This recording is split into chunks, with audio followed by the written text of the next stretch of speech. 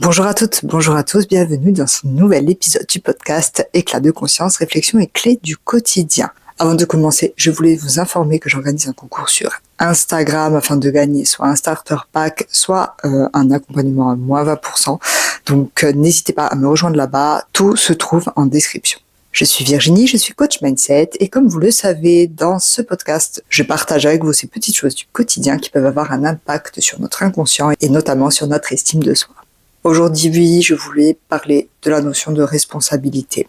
Ça devrait être assez court, mais vraiment, je trouve que ce sujet mérite un épisode entier. Si lorsque je parle de responsabilité, vous entendez le terme culpabilité, vous avez tout faux. En fait, la responsabilité, ça ne veut pas dire d'être coupable de quoi que ce soit. Être responsable, c'est juste prendre la part qui nous incombe, j'ai bien dit qui nous incombe, dans une situation. Et ces situations, elles peuvent être variables. Imaginez, demain, vous êtes en train de communiquer avec quelqu'un. Chacun a sa part de responsabilité de manière égale. 50% chacun. Lorsqu'il s'agit en revanche de votre développement, lorsqu'il s'agit uniquement de vous, eh bien, spoiler alerte, la responsabilité n'incombe qu'à vous. En gros, vous portez 100% de responsabilité lorsqu'il ne s'agit que de vous. Alors dit comme ça peut paraître un petit peu dur, parce qu'on peut entendre « oui, mais moi, j'ai subi ça », oui, il y a eu ci, oui, il y a eu ça, et j'ai vécu ça. On n'est pas là pour minimiser ce qui a pu vous blesser ou ce qui a pu vous arriver, pas du tout. En revanche, si vous n'êtes pas coupable de ce que vous avez subi, supposons que c'est quelque chose qui a eu lieu il y a des années, vous êtes responsable de la manière dont vous ramenez l'événement passé dans le présent. Alors, je vais vous paraître un petit peu dur, évidemment, on fait très très attention aux personnes qui sont victimes de faits dits graves, où évidemment vous n'êtes pas ni coupable ni responsable des choses affreuses que d'autres personnes ont décidé de vous faire. Soyons très très clairs là-dessus, la toxicité ici n'a pas sa place. On parle vraiment d'éléments qui n'ont pas non plus généré un traumatisme grave, sachant que chacun a ses traumatismes et chacun est différent. Et chacun tente de faire comme il peut pour régler ça et pour vivre mieux. En revanche, lorsqu'il y a eu un événement négatif, c'est moi qui suis responsable de la manière dont je vais aller le régler. C'est à moi d'aller chercher les solutions. C'est à moi de me faire aider. C'est à moi de faire ce qu'il y a à faire. Je suis aussi responsable de ce que je ressens. En fait, ça ne regarde que moi. Et même si, évidemment, on va éviter de faire les choses pour blesser l'autre, si vous savez que ça blesse l'autre, évidemment, n'allez pas le piquer là où vous savez que ça va lui faire mal. Pas du tout. En revanche, s'il n'y a aucune intention de nuire, et quand je dis une réelle intention, quelque chose de sain, de sincère, et que la personne est blessée, ça, malheureusement, qui est responsable de quoi ? Je suis responsable de ce que je dis, mais je ne suis pas responsable de ce que l'autre comprend. Dit comme ça peut paraître extrêmement dur, mais comme je vous le rappelle, il y a aussi des exceptions à ça. Évidemment, quelqu'un qui vous insulte, qui est toxique avec vous, qui a un comportement harcelant, toxique tout simplement, enfin voilà, il n'y a pas d'autre terme, évidemment, on va pas vous reprocher, vous dire « Ah, ce que tu ressens, ça ne regarde que toi ». Pas du tout. Par contre, on est responsable de ce qui se passe dans notre vie, de comment on prend les choses, on va dire, au quotidien. On parle pas d'événements graves. La notion de responsabilité dans la vie, elle est importante. Parce que ça vous permet de comprendre que vous avez toujours du pouvoir. Se responsabiliser, mine de rien, ça a un impact très fort sur votre estime. Parce que lorsque des conséquences non attendues ou non voulues ont lieu dans votre vie, vous allez agir en étant responsable, en disant « Ok, je prends la responsabilité de ce qui s'est passé ».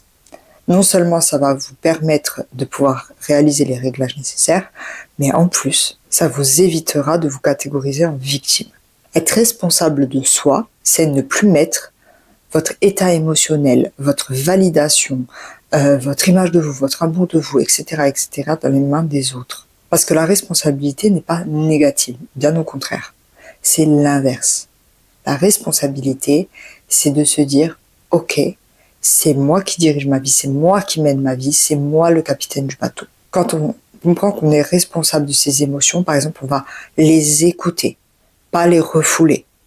On va les écouter, dire « Ok, je suis responsable, qu'est-ce qui se passe? Comment je peux régler la chose? Qu'est-ce que ça me dit ?» Quand vous prenez la responsabilité de chacun de vos choix, Parce que de ne pas faire de choix, par exemple, ça reste un choix. Lorsque vous êtes consciente et que vous prenez la responsabilité dans vos choix, par exemple, eh bien, quelles que soient les conséquences, vous saurez faire face. Et c'est pareil, vous ne vous victimiserez plus, même s'il y a des conséquences qui ne sont pas attendues et qui ne sont pas celles que vous espériez. La responsabilité, c'est aussi d'arrêter de mettre la faute tout le temps, permanent, sur les autres.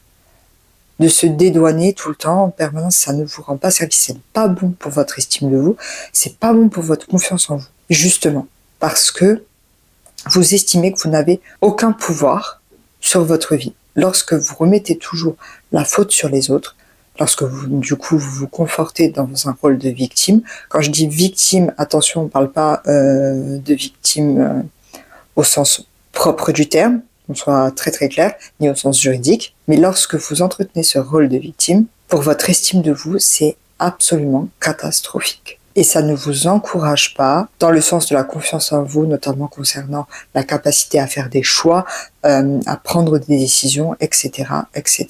Rappelez-vous que la notion de responsabilité ne veut pas dire culpabilité. Rappelez-vous de l'entretenir au maximum. Faites en sorte d'être présente au maximum afin de pouvoir observer et dénicher là où vous vous déresponsabilisez complètement. Prendre sa responsabilité, c'est reprendre le pouvoir sur sa vie. Évidemment, il y a souvent des événements sur lesquels on ne peut pas anticiper et il y a aussi des éléments sur lesquels on pense ne pas pouvoir avoir de contrôle, mais on a au moins la capacité de choisir la manière dont on prend les choses. Et c'est là où notre responsabilité va aussi résider. Vous êtes aussi responsable des pensées que vous entretenez. Donc prêtez attention. Plus vous reprendrez votre responsabilité, plus vous prenez le pouvoir sur votre vie, sur votre bien-être et sur votre état d'être d'une manière générale. Évidemment, un court épisode de podcast ne permet que de survoler ce sujet, mais s'il vous plaît, réfléchissez au moins à cette notion de responsabilité et à ce que ça représente pour vous. Quel synonyme émerge lorsque vous pensez à ce terme et au concept qu'il induit. Cet épisode touche à sa fin. Si ce dernier vous a plu, n'hésitez pas à le liker. Je vous invite également à le partager si vous pensez qu'une personne de votre entourage aurait besoin d'en entendre le contenu. Aussi, comme d'habitude, n'hésitez pas à vous abonner et à activer les notifications pour ne louper aucun des futurs épisodes. Si vous souhaitez avoir plus d'informations concernant la newsletter, le concours qui se passe sur Instagram ou bien sur l'accompagnement, tout se trouve en barre de description, donc n'hésitez pas à y faire un tour. Cet épisode est également le dernier de 2025. On se retrouvera en janvier. Je vous souhaite à tous une très belle fin d'année, très belle fête pour ceux qui fêtent, très belle fin d'année pour ceux qui fêtent pas. De toute façon, tous les jours devraient être une fête, ne l'oubliez pas. Et puis bon, la vie, elle est aussi en partie ce qu'on en fait. Donc pourquoi pas décider que cette dernière, c'est une fête. Nous nous retrouverons début janvier, toujours le mardi soir à 18h. Et surtout, ne l'oubliez pas, vous êtes la clé.